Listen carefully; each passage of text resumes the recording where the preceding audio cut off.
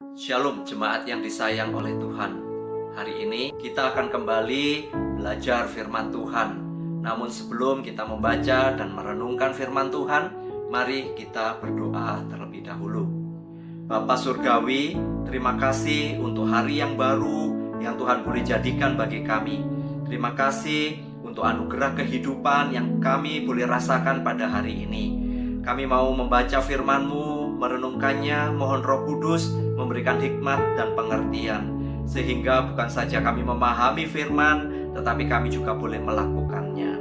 Di dalam nama Tuhan Yesus Kristus, kami sudah berdoa dan mengucap syukur. Amin. Firman Tuhan hari ini kita akan baca dari Ibrani 10 ayat yang ke-25. Janganlah kita menjauhkan diri dari pertemuan-pertemuan ibadah kita, seperti dibiasakan oleh beberapa orang.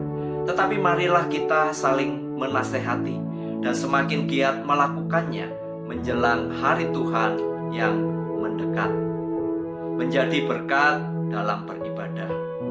Tuhan menciptakan kita adalah sebagai makhluk sosial, yaitu bahwa kita memerlukan relasi dan interaksi dengan orang lain di dalam kehidupan yang kita jalani.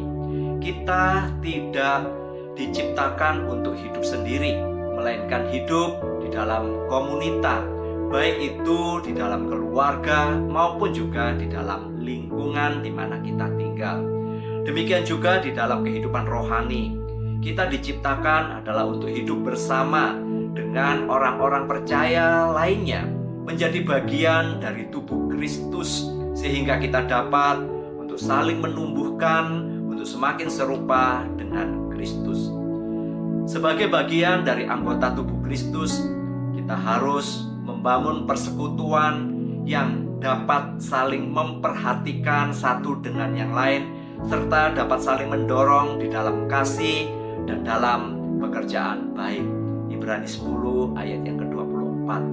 Maka sangat penting untuk kita pahami agar kita tidak menjauhkan diri dari pertemuan-pertemuan ibadah yang kita lakukan, melainkan kita harus belajar untuk saling membangun sebagai keluarga Allah yang dapat menyatakan kasih satu sama lain.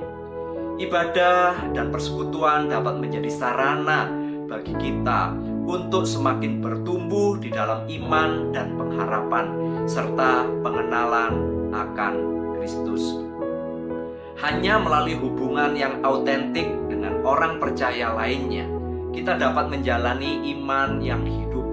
Namun saat ini, seperti yang sudah dibahas di renungan sebelumnya, kita diperhadapkan dengan banyak pilihan di dalam media sosial, sehingga seringkali kita berpikir kita merasa tidak perlu lagi bertemu atau bersekutu dengan orang lain, khususnya di dalam beribadah.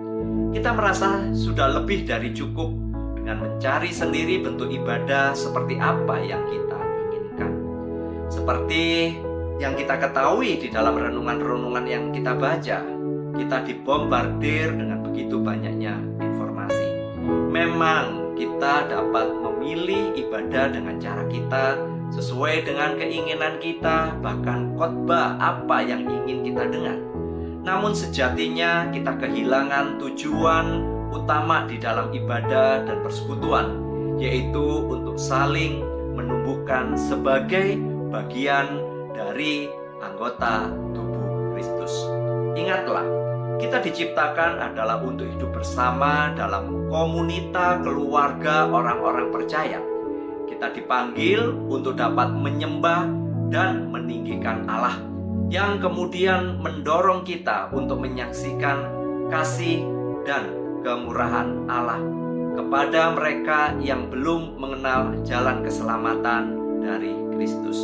Untuk itulah bagian firman yang kita baca hari ini mengingatkan kita kembali bahwa kehadiran kita dalam ibadah dapat menjadi berkat bagi orang lain, karena kita adalah bagian dari tubuh Kristus.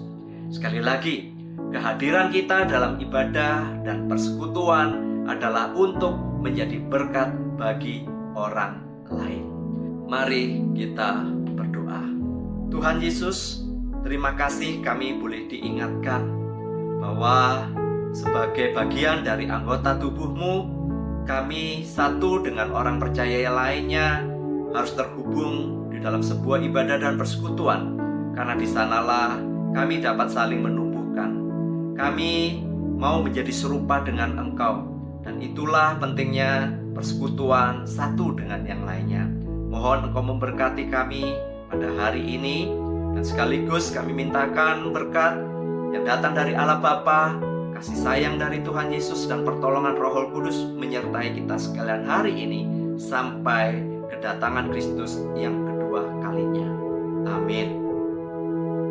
Untuk pokok-pokok doa pada hari ini, Anda bisa melihat setelah tayangan ini.